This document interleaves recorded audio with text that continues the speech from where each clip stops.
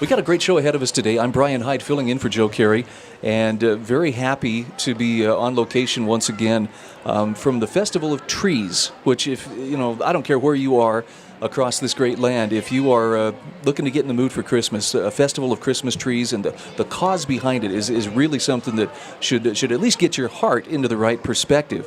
We're going to start by introducing you to Shawna Wilson. And Shawna, this particular Festival of Trees has everything to do with helping a very unique medical center, Primary Children's Medical Center in Salt Lake City, Utah. And you have some personal experience here. You have some skin in the game, so to speak, through a lovely little daughter. Tell us a little bit about your daughter, Tenley. So my daughter, Tenley, who is now 7 years old, when she was about 18 months old, she was diagnosed with leukemia. And, of course, it took us by surprise and changed our whole life. So we lived at Primary Children's for about 6 months. And honestly, at first it was really scary. There were a lot of feelings, but we just came to love primaries and the staff and the feeling there in general. It's just one of a kind. And yeah, it's really great. So I have to ask, as a parent, what goes through your mind when you hear the words leukemia come out of the doctor's mouth? It's heartbreaking. I mean, I don't wish that upon anyone. You just crumble and you're kind of in shock, and you just take it step by step, basically. And eventually it became our new normal. And Tenley's my second daughter, so my older daughter was 4 at the time. And it's hard because the siblings, it takes a toll on them as well.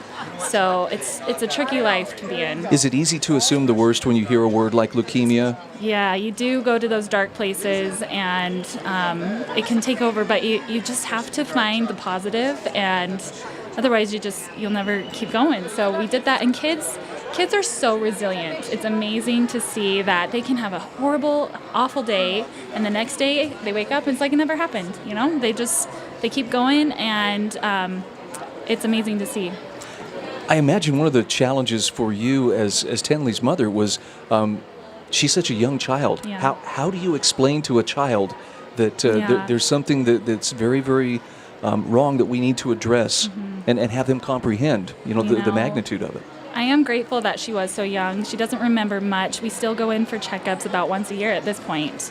But she knows that it was a big deal, and her sister at the time realized that life was different. We actually were out of state, living out of state, so we came here and lived at my parents' house, and she spent a lot of time with Grandma, and we were just back and forth living at the hospital and trying to do the best we can to keep our family intact and make it seem like, that it's not the end of the world, but you just do what you can. Talk to me about Primary Children's Medical Center and your impressions as you guys settle in for this fight for Tenley's life and for her health. What was your reaction as you first get to know the facility, the staff there? Did you know right from the beginning that you were in good hands? Oh, absolutely. I remember a particular nurse once. It was when we were having a central line placed in Tenley's chest to give her all of her medication and the chemotherapy. And the way she worded it, she at first said, yeah, it's just a simple procedure. It doesn't take very long. And then she took a step back and said, I need to say that's a big deal. You have never done this before, but in our minds, we do this every day. But for you, this is all a really big deal. So she just...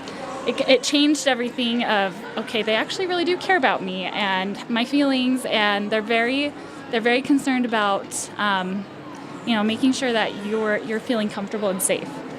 So how long has it been since the original diagnosis?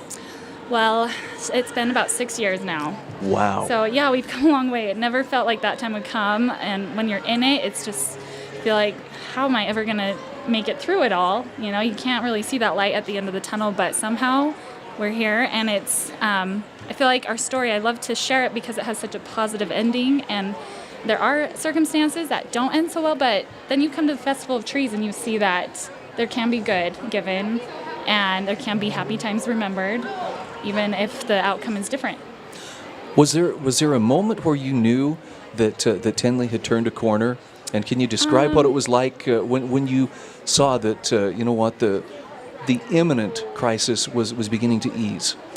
I feel like in the beginning, those first couple of weeks, I had a lot of breakdowns. I even found myself getting physically sick, and that at that point I wouldn't be able to be at the hospital with Tenley because her body was being compromised, and so I had to just try to find some faith, and she really responded well to the chemotherapy, and that just kept us positive and thought, okay, we're not having any big setbacks. And you see a lot of kids have those horrible setbacks. And, once her chemotherapy was finished after that 6 months, and we had to go back to living normal lives, it's almost like, well, what do we do now? You're always waiting for the next scary thing to happen, and, the possibility of a relapse. And so I think it took a good year after our treatment that I kind of took a deep breath and thought, okay, we're back to somewhat normal life, and that was comforting. But it's still, I still get those little waves of anxiety, especially when it's that time of year when she was diagnosed.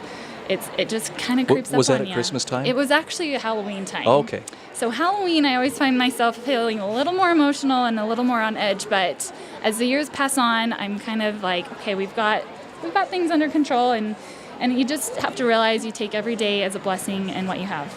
So what would you want our listeners to take away from your experience, your daughter going through, this very scary disease at a very, very tender young age, but thanks to the professionals at the Primary Children's Medical Center, and I'm sure there were other influences that play into this as well. What would you want people to take away from your experience that they could hang their hat on, so to speak?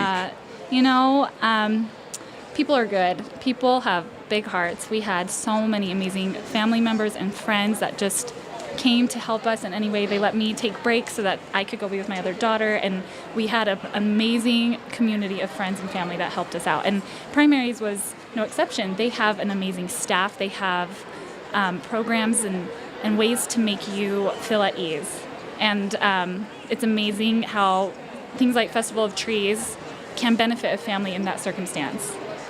As hard as an experience like this would be, are there some positives that you have seen, whether for yourself or for your family, in terms of, has it shaped you in ways that you wouldn't have been shaped without it?